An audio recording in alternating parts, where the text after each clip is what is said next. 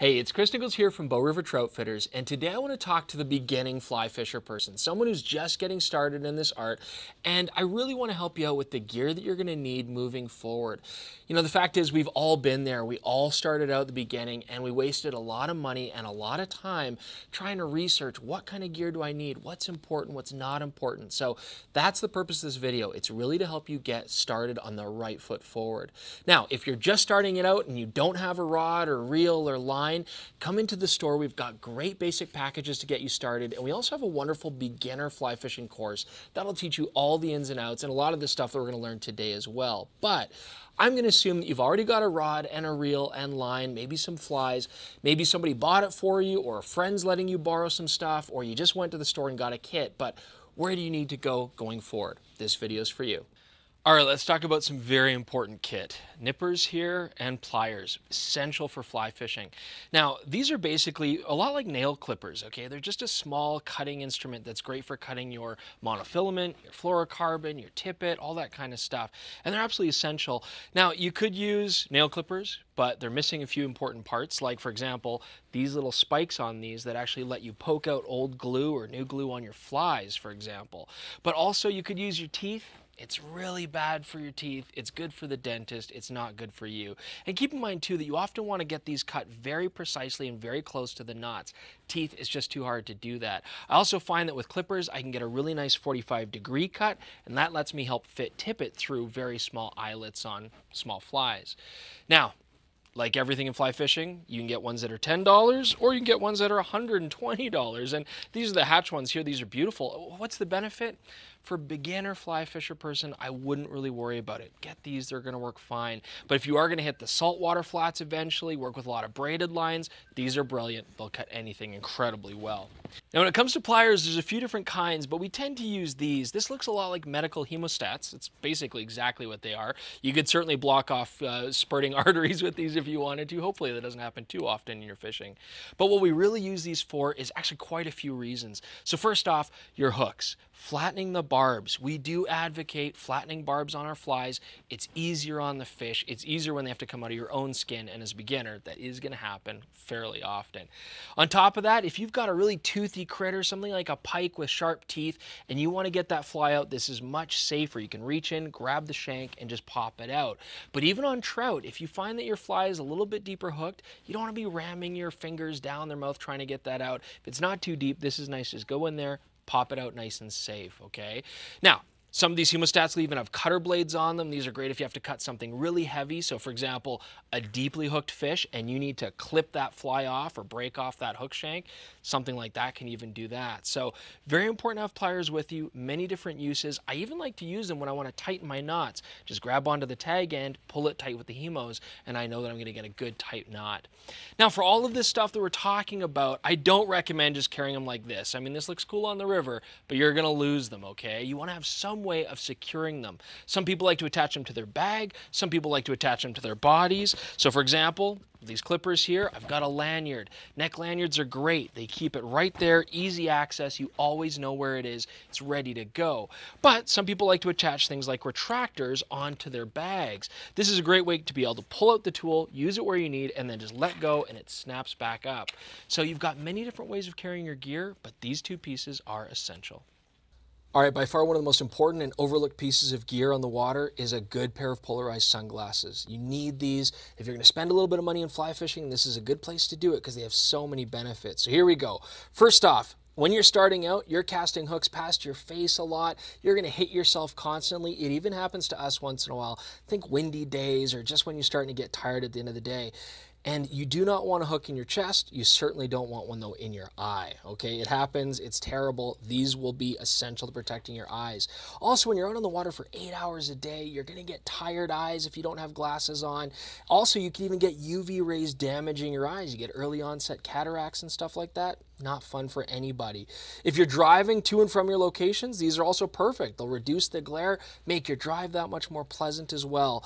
Now, polarization's key too, because although regular sunglasses will protect our eyes, they don't let us see into the water.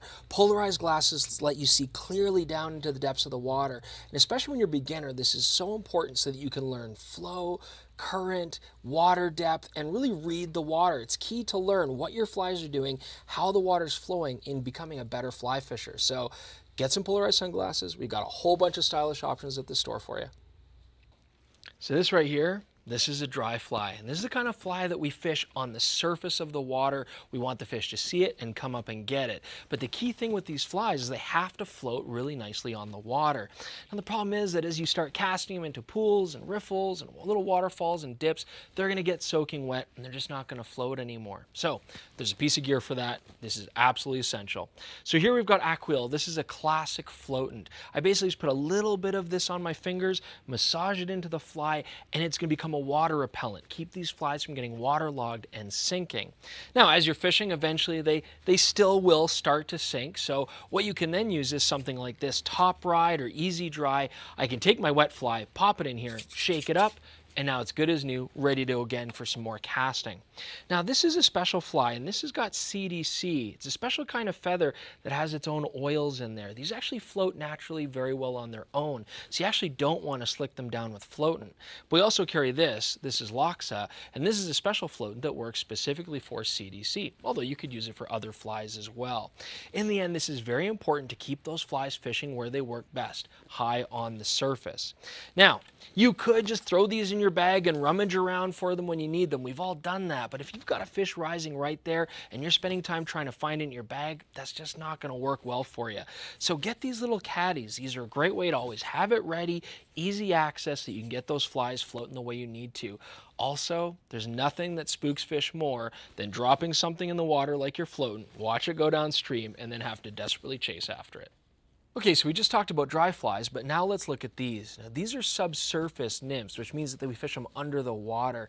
And when you look at a dry fly, it's usually made of foam, it's got light feathers, light materials, but these often have lead weight wrapped right around the body, or they'll even have metallic beads made out of brass or tungsten, just to help them sink really deep. They often have heavier hooks too. Now, I'm going to give you a piece of advice for anybody who does want to fish nymphing subsurface. You want these things to get down to the bottom of the river, and you want them to get down there fast. That's where they're going to do the proper work. And so we've got some good stuff for that as well. Some of these nymphs, even though they're meant to sink, do have a lot of lighter materials and feathers tied to them. So this is Henry's Sink It. It's a solution very much like floatant, but it does the opposite. I can soak this into the fly, and then when it hits the water, it's going to sink naturally and nice and quick. But often, especially on the Bow River, we like to use split shot. So you can get these both in lead or non-toxic forms, and these are easily removable. You just stick these on the line above your nymphs, and they're going to help add weight to get all of those flies down to the bottom quickly. If you're doing any nymph fishing, these are absolutely essential too. Okay, so we can get our nymphs down deep under the water where they need to do their best work, but how do I know if they're floating at the right height, or if they're getting caught up on things, or if a fish has even taken them? Well, that's where strike indicators come into play. These are fantastic. They're basically a visual aid that's going to float on top of the water above the nymphs and let you see if they get hung up and get pulled under, or if a fish starts taking it, or, just to regulate how deep they're actually floating through the water. We've got many different kinds. This is a yarn indicator, and I like these when you have very spooky fish or very quiet water. They land a little bit gentler, and again, they will float well. We also have foam indicators like this, very classic, but my favorite is actually the Airlock brand that we carry in the store. This is basically a sealed plastic balloon, so it never sinks. It never needs to be having any floatant applied to it or anything like that. And I love this simple screw cap system because I can move this up and down my line really easily to adjust the height. Whatever you choose to use, these are essential kits for nymph fishing. They let you see what's going on down below, and they keep those nymphs in the strike zone. The fishing net. This is a tricky topic because there's a lot of people that don't feel the need to use a net, and that's fine. Other people often like using a net, and there are some real benefits here. I mean, first off, the thing we got to remember is catching these fish, the most important thing is getting them back in the water as healthy and quickly as possible. So what I like about a net is it can end the fight sooner, which is better for the fish, but also this rubberized coating is really protective on their slime coating. When they are in the net, you can keep it in the water. It's much better than handling them, and certainly as a beginner, you do not want to be squeezing the fish fish in any way, that can do some serious internal damage. So this is a greater way to just keep them in one place, let you get your camera position, take those shots, and then let them go. Regardless, if you are going to catch them, whether by hand or by net, remember that the fish's health and safety is the most important thing. Don't lift them out of the water. Don't drag them over mud and rocks. Don't lay them in the grass to get photos and stuff like that. Keep them in the water, get your shots, let them go as soon as possible. Make sure they're recovered and make sure they're around for many years to come. All right, so let's talk about leaders and tippet material. We're going to go through this quick because there's so much information. We could dedicate a whole video just to this section, but I'll give you a quick rundown. Now, first off, we talk about leaders. The 9-foot tapered leader is really all you need to get started. And it is just that. It's tapered. So it starts thick and it tapers down gradually to its thinnest diameter. This taper is what helps the fly to turn over naturally and land on the water appropriately.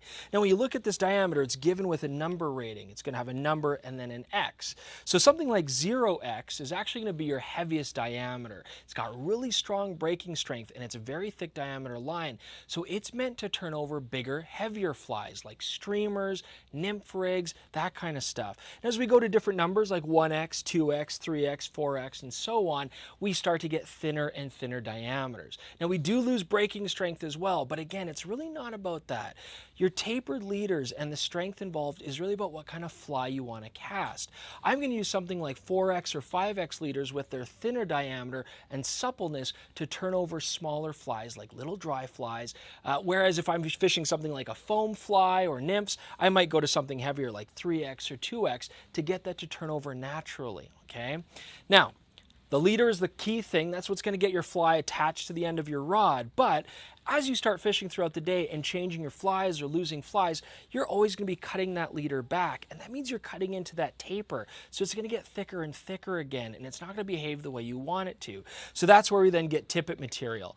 Now, tippet material is just straight mono. It doesn't taper, but you can see that same diameter rating. That's your key to match it up properly for the leader. If I have a 3x leader and I've cut back about a foot of it so far with changing my flies, I simply can replace that lost distance with more tippet material. I can also use a thinner tippet on a heavier leader to turn it into a longer but more supple leader as well if I want to fish something smaller. So all in all, you are going to want a selection of these. Eventually you're going to find what flies you like to fish and in what situations. We can certainly help you with that more in the store. But a great way to carry all of that so you're not rummaging around in your bag for it is something like a tippet holder. You simply slot them on this, pop it onto your vest or onto your bag, and you've got easy access to all your tippets and leaders.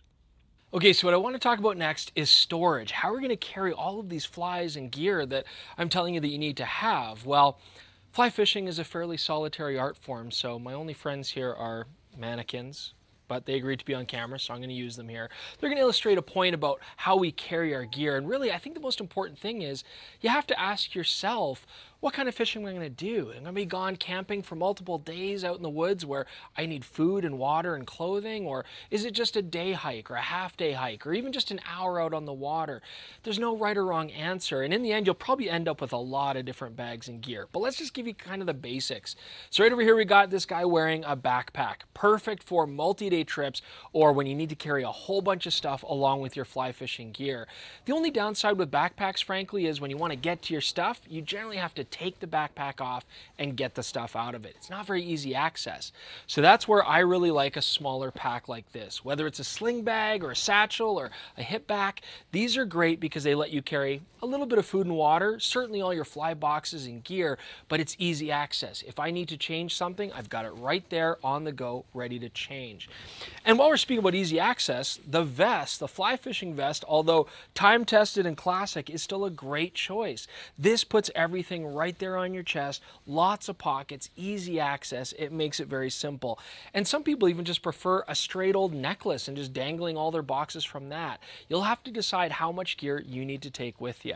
Now, when it comes to fly boxes, again, lots of personal choice. You know, here we have a compartment style fly box. They can be nice because you can easily see all of your different flies, but if you get a good steady wind or something, it can blow them away. That's why we like magnets inside ours. But this is still my favorite. This is a silicone silicone self-healing liner. Basically, it grips onto the hooks really, really nicely, holds them secure, and keeps everything organized so that you can see them clearly.